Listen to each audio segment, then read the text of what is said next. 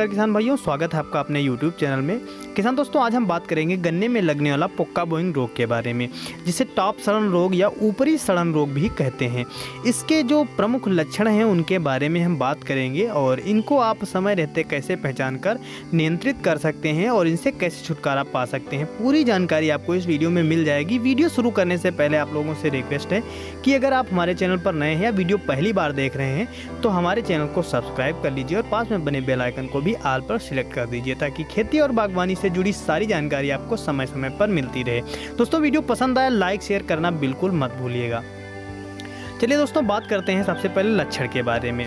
इसके लक्षण कुछ इस प्रकार होते हैं। जो पत्तियां होती हैं, पत्तियों का जो निचला भाग होता है, जहां से पत्तियां शुरू होती हैं, यानी पत्तियां जहां से बनी हुई होती हैं, जो गन्ने में लगी हुई होती हैं, वहां पर सिकुड़ सी जाती हैं, ऐंठ सी जाती हैं और सफ़ेद या पीले रंग की दिखाई देने लगती हैं।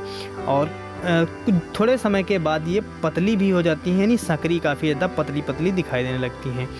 और दूसरा जो इसका लक्षण दिखाई देता है वो एक सिकुड़न टाइप की, जो जैसे कि कोई कपड़ा या सूती कपड़ा को हम निचोड़ देते हैं पानी में भिगोने के बाद, उस टाइप की जो इसमें सिलवटें पड़ जाती हैं, तो पत्ती में सिलवटें भी दिखाई देने लगती हैं।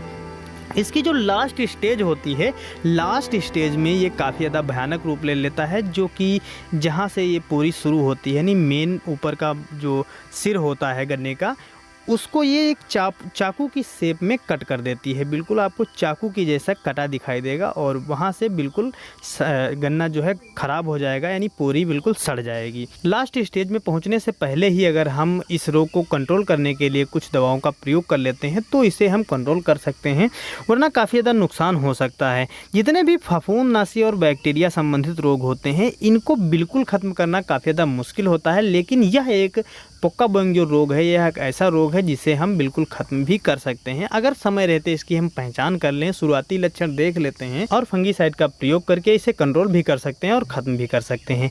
जिस गन्ने में पिछले वर्ष यह रोग रहा है और इस वर्ष आपने पेड़ी गन्ना रखा है, तो इसमें लगने के काफ़ी ज़्यादा चांस रहते हैं। तो इसके लिए आप सल्फ़र का ज़रूर प्रयोग करें अपने गन्ने में। वैसे तो हम सभी में बताते हैं कि अगर आप जून जुलाई में कोई भी खाद डाल रहे हैं, उसके साथ में जो WDG फार्म में सल्फ़र आती है 80% वाली, उसको अगर आप प्रयोग में लाते हैं तो फंगस वाले रोग और अन्य कई सारे कीटों पर यह अच्छा नियंत्रण करती है। यानी ये जो है गन्ने की, यानी हमारी फसल की इम्यूनिटी सिस्टम बढ़ा देती है, यानी रोग प्रतिरोधक क्षमता बढ़ा देती है, जिससे हमारी जो फसल है वो इन रोगों से लड़ती है और उनको आने से बचाती है। अब दोस्तों, बात कर लेते हैं कि इसके कंट्रोल के लिए हम कौन कौन सी दवाओं का स्प्रे कर सकते हैं। इसके कंट्रोल के लिए आप कार्बेंडाजिम का भी प्रयोग कर सकते हैं। अगर शुरुआती लक्षण में केवल आप कार्बेंडाजिम डाल देते हैं तब भी इसका कंट्रोल किया जा सकता है, लेकिन यहाँ पर अगर आप कार्बेंडाजिम और मैंकोजेब जो 12% और 63% वाली आती है, इसका अगर दोनों का आप मिक्सचर जो आता है उसको अगर स्प्रे करते हैं तो बहुत अच्छा रहता है। जब आपकी फसल में 1-2 या दिखाई देने लगे, इसका आप प्रयोग कर दें। इसके प्रयोग करने के बाद आप 15-15 दिन पर अगर 3 स्प्रे कर लेते हैं तो बिल्कुल आप इसे छुटकारा पा सकते हैं।